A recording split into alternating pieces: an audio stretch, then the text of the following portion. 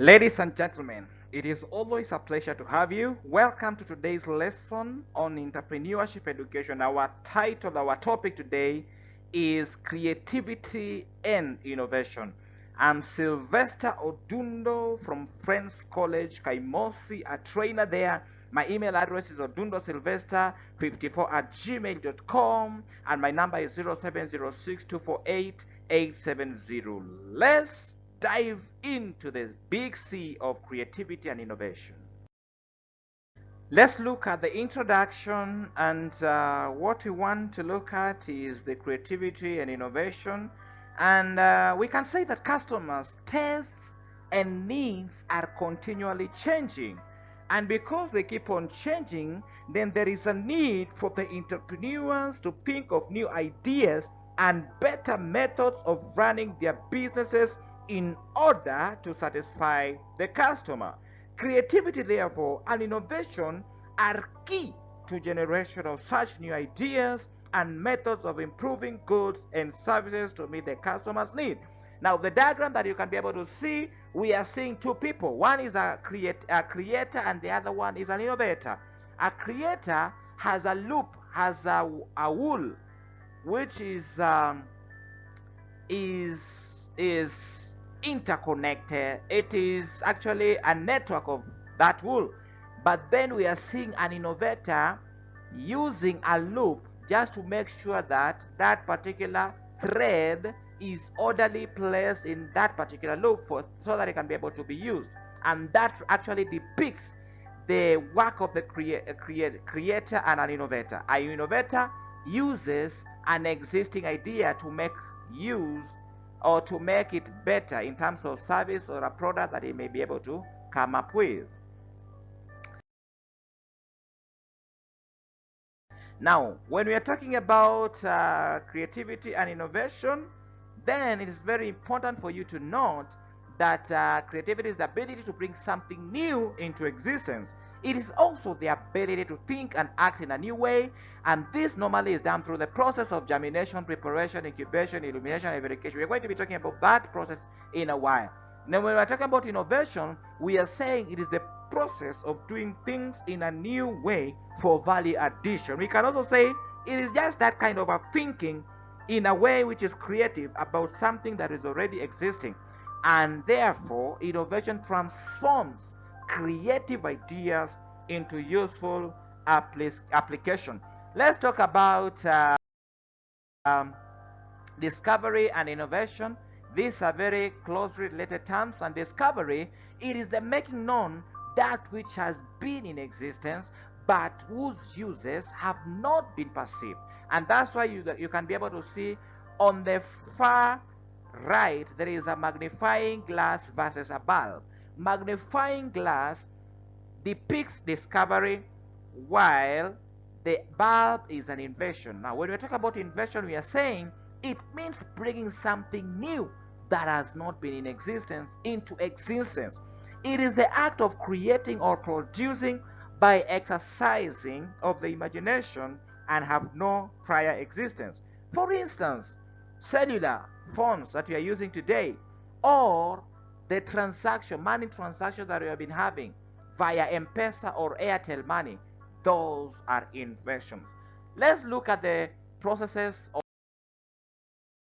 of creativity and innovation, and we are saying the processes mostly commonly used are actually to encourage creativity is brainstorming, and it works normally best in group situations. In order to arouse creativity, the following ideas may be explored. Be explored. One is there a better way of doing things in a business organization? Is there a need to change custom, routine, traditions of a particular organization? Another process that can be used both individually and in a team environment is the scamper process. Now, scamper is a process which is particularly well used in creating new products and services that will add additional value to customers. And the next slide will give you a step-to-step way of how this scamper method or process is all about. One is substitute. Think of ways of replacing one thing with another. For example, could plastic replace wood? Or could aluminium replace steel? Or could aluminium or steel be replaced by plastic? Or could an electric transfer replace the mail, or a phone call replace a fax, etc.? When we are talking about combine, which is another acronym for scamper, we are saying are there ways of bringing things together that could result in one unique item? For example, could some services be combined to produce one-stop shopping? Yes. Adjust A from the scamper acronym means adjust, add, or adapt. Now, under this, we are saying figure out what changes can be made to improve products. Similar products could be added together, for example, such as two blades joined to a twin razor. Adding stamps to each other can create a single roll or sheet. An alternative is to use the similar products to create something new, such as the Swiss Army knife that has an opener inside, that has a serrated knife to cut bread, etc. Then we have M, which stands for modify, magnify, or miniaturize. Think about the possibilities of changing the size or the nature of the product itself. For instance, Post-it notes have done an exceptional job of taking the basic technology of a multiple stick product and producing different sizes, colors, shapes, and uses. Then we have P, which stands for put products to other uses. And we are saying this is commonly used strategy. Excess newspaper can be made into fire logs. A kitchen knife can be used as a screwdriver, etc. Then E in the scamper process means eliminate or elaborate. Consider the benefit that can be derived from less use. For example, packaging is reduced if refills are used. If you can be able to reuse a particular polythene bag, then packaging is going to be reduced. Generic products also may end up saving advertising. And lastly, we have letter R, which stands for rearrange or reverse. You need to investigate the advantages of changing the order or sequence of events, or see if things can work the opposite way. One example with a twist on this theme will be a car that goes in two directions, not only one. Then now, we also want to talk about the process of innovation. And the processes of innovation, number one is investigate. Get in the habit of continually asking your questions about the effectiveness of a particular product. How effective is this product? How can I better think about making it more better? Then number two is preparation. You need to find areas that can be improved. You need to do some little bit of research in order to come up with ideas. Then we have three. After the idea has been hatched, then you need to incubate. Sometimes you need to think about, sit on a problem a while, sleep over, so that you may be able to come with a better idea. Once that has happened, then there is illumination. Now this is where now the idea is very clear, and other times solutions will leap out right from the start. Then next you go to the stage of verification. Once you have an idea or solution, then you need to consider where it is practicable. Then lastly, we have application, where now the idea is put into use. Now that you have that viable innovation, you roll it out. Now let's talk about the process of creativity and innovation in depth. We have germination. Now when we're talking about germination, we are talking about the process that takes before a particular idea comes into the fore. Now we are talking about you thinking about an idea, sleeping over it, then it comes out. Now that particular point when now it is coming out at an infant stage is what we refer as germination. It has germinated already. Then now you need to prepare it. You need to nurse it. When we are talking about preparation, we are talking about getting the mind ready for creative thinking using methods such as you need to realize that every situation is an opportunity to learn.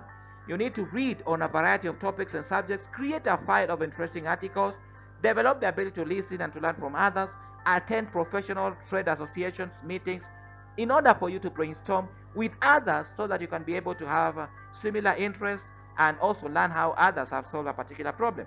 Then we have investigation. Here is where we study the problem and understand its many components.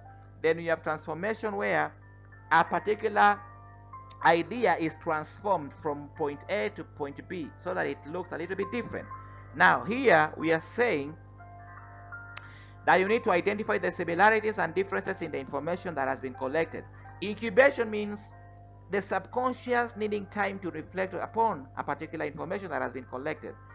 This can be enhanced by doing something totally unrelated to the problem or opportunity under investigation, taking time off to reflect, freeing the mind from self-imposed restriction, playing and relaxing, thinking about the issue before going to sleep, so that you can be able to put subconscious mind into work during sleep, and therefore at the end of the day you can be able to come up with something which is refined. You can also think of taking a vacation. You go to Australia or South Africa or Masai Mara or Naivasha. When you stay there, then you can be able to work on the problem in a different environment that can also be able to improve the ability for you to come up with better idea. Then we have illumination. This occurs when all the previous stages have started getting clear. Then we have verification, where we put the idea into test, whether it will work, whether it is practicable, whether you can be able to implement it so that it can be able to offer a better solution to a particular problem. Now you need to experiment, do test marketing, do piloting. These are just a few methods that you can be able to use. Then lastly, you have implementation, where the idea that has been transformed is put into reality by bringing it to the market. This is what distinguishes the entrepreneur from the investor. Let's talk about the importance of creativity and innovation. And we can say that creativity and innovation are key to generation of new ideas. We have looked into that, and methods of improving goods and services for customer satisfaction. So that means if you don't indulge yourself in thinking of ways out of the box of making the product better, then you end up losing a lot of customers, and maybe quite a number of your customers may not be satisfied. So these are key to the success of a business, particularly when strategizing during strategic planning and when designing new products and services. Creative thinking and innovation, therefore, are particularly useful during planning and setting out strategies to complete. Therefore, creativity and innovation, we can authoritatively say they lead to increased productivity in a particular firm or organization. It helps in profit maximization. It motivates employees to become more creative. It leads to diversification of products and services. It also, lastly, introduces a variety of goods and services. You're going to have a lot of variety because employees have devoted themselves into creating new products, thinking around them, and coming up with better and better products. And therefore, at the end of the day, these employees will also be motivated. And what are the barriers now? Now, let's look at the barriers to creativity and innovation. And one is negative attitude, the tendency to focus on the negative aspects of a problem and expend energy on it actually is a major barrier to creativity and innovation. Two, fear of failure. How many times have we tried? We have actually we have been discouraged just because we think that we are going to fail. For an entrepreneur to fail, you should know that it's not a discouragement, it is a factor, but it is necessary for you to overcome it so that you can be able to have it as a stepping stone to success. Three is executive stress. It is the state of not having time to think creatively. An overstressed person finds it difficult to think objectively. Unwanted stress, therefore, reduces the quality of all mental processes. An entrepreneur should avoid executive stress because it hampers creativity. So stress, do away with stress. Following rules, a tendency to conform to accepted patterns of belief or thought. The rules and the limitations of the status quo, they will at the end of the day hamper creative breakthrough. Some rules are necessary, I agree, but others encourage mental laziness. So sometimes we can even deviate so that we can be able to come up with our own rules. so that we can be able to encourage creativity. Making assumptions, both conscious and unconscious assumptions, restrict creative thinking. There is a need for an entrepreneur to identify and examine assumptions made in order for him to ensure new ideas are not excluded. So, making assumptions, we should be very worried about it. Over reliance on logic, this is investing all intellectual capital into logical or analytical thinking, the step by step approach, which excludes imagination and therefore creativity. Other barriers I can think of in passing are we have a higher cost of research and development. You understand that this is actually capital intensive, so that might also be a barrier. Inability to protect invention through patents, the bureaucratic that is a person is supposed to pass through before his idea is protected, or the facts or expression of facts, that really becomes an impediment. Searching for the one right answer, this is also another barrier. We should open our mind to diversity of answers so that we can encourage imagination. Being over specialized, you're so special in a particular activity, so by so doing you're also limiting the chances of one being creative. Believing that one is creative, that also is going to like act as a bottleneck, because if you believe person A is creative than person B, then you'll not think, or you'll not come up you yourself with an idea. You are going to entrust that other person with that particular work. Creativity, when it's not taken serious, also that may be an impediment to creativity. So we want to look at how we can be able to manage these barrier problems, of rather how we can be able to manage barriers to creativity and innovation. And we are saying that barriers to creativity and innovation can be overcome by removing obstacles to creativity and logical thinking. The barriers to creativity can be managed using the following process. Stage one is experience. One is needed to have a lot of experience in order for him or her to discover a creative solution. That requires being open-minded to environment and feelings. However, obtaining experiences may sometimes be blocked by fears of not learning. If you feel that you're unable to retain some kind of information, you'll be anxious about new experiences. Also, fear of violating standards. There are standards that are set, and because you are fearing to violate them, then it will end up impeding you to experience the flavor of creativity and innovation. Stage two, we are talking about association. You need to associate this particular information that you have received with the experience that you've garnered. And however, unfortunately, the association may be blocked by overvaluing rationality. If you stay in control by being utterly rational, you may end up rejecting associative thinking and therefore forego using intuition. Another fear is that of self-awareness, fear of self-awareness. To make useful association, you must avoid self-deception and also understand the consequences of your actions. Stage three is expression. This is where now you show off. Once you have associated diverse experience or information, you must express your idea. However, this may be hindered by fear of feeling that you might end up being embarrassed.